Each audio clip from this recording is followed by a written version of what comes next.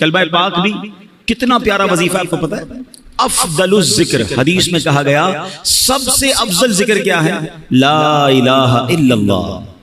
اب کتنا پڑھتے ہیں کلمہ پاک؟ اچھا اگر سوال کروں میں، کون کون یہ چاہتا ہے کہ مرتے وقت میری زبان پر کلمہ پاک؟ سبحان اللہ، ہر مسلمان چاہتا ہے۔ کیونکہ کیوں چاہتا ہے؟ حدیث پاک میں مضمون ملتا ہے نا کہ جس کا آخری کلام لا الہ الا اللہ محمد الرسول اللہ صلی اللہ علیہ وسلم ہوا، مضمون حدیث کا کلمہ پاک ہوا، وہ دخل الجنہ، وہ جنت میں چلا جائے گا۔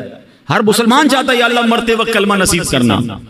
لیکن تھوڑا سا آپ کے دل کے دروازے پر دستک دے دیتا ہوں، زندگی میں کلمہ کتنی بار پڑھتے ہیں؟ اس پورے ہفتے میں کتنی بار کلمہ پاک پڑھا ہے؟ مرتے وقت سب نے پڑھنا ہے، تمنا ہے، زندگی میں نہیں پڑھنا ہے۔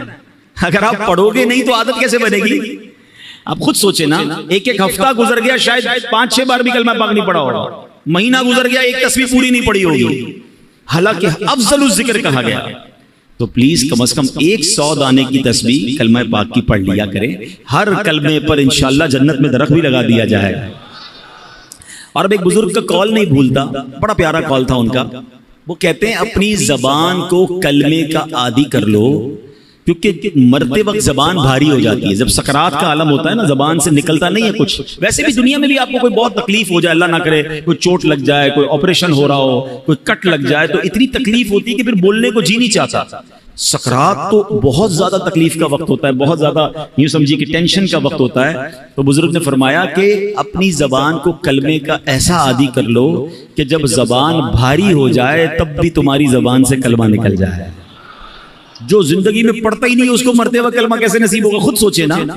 تو عادت ہونی چاہیے روزانہ کلمہ پاک لا الہ الا اللہ محمد الرسول اللہ، یا ایسا کریں کہ 10-12 بار لا الہ الا اللہ پڑھ لے، پھر 2-3 بار محمد الرسول اللہ پورا پڑھ لے، لیکن یہ پڑھتے رہیں، جتنا ہو سکے پڑھتے رہیں، تو انشاءاللہ آپ کو ذکر الہی کا بھی ثواب ملے گا اور کلمہ پاک کی برکتیں نصیب ہوں گی۔ آئیے مل کر محبت کے ساتھ بآواز بلند درود پاک پڑھ لیں، صلو علی الحبیب حبیب اللہ تعالی علی محمد صلی اللہ علیہ وسلم۔ حضرت سیدنا ابراہیم بن ادھم رحمت اللہ تعالی، یہ بہت بڑے اللہ کے ولی، اور یہ بعد میں بلخ شہر کے بادشاہ بھی بن گئے، مگر جب یہ خود ایک زمانے میں بادشاہ تھے، توبہ کر کے تو یہ انہوں نے بادشاہ چھوڑ دی، مگر یہ پہلے بلخ شہر کے بادشاہ تھے، بہت امیر زادے تھے۔ تو ہوا یہ کہ ایک مرتبہ کسی نے آپ سے پوچھا کہ علی جان، یہ آپ کی زندگی میں انقلاب کیسے آیا؟ آپ تو بڑے بادشاہ تھے اور اب توبہ کر لی اور اب آپ ایک بالکل عام انسان کی زندگی بسر کرتے ہیں۔ تو فرمایا میں خراسان کے شاہی خاندان سے تھا، یہ ان دنوں کی بات ہے جب میں جوان تھا۔ ایک دن میں شکار کے ارادے سے جنگل میں نکلا اور میں شکار کے لیے جانور ڈھونڈ رہا تھا، اچانک مجھے غیب سے ایک آواز آئی، کوئی کہنے والا کہہ رہا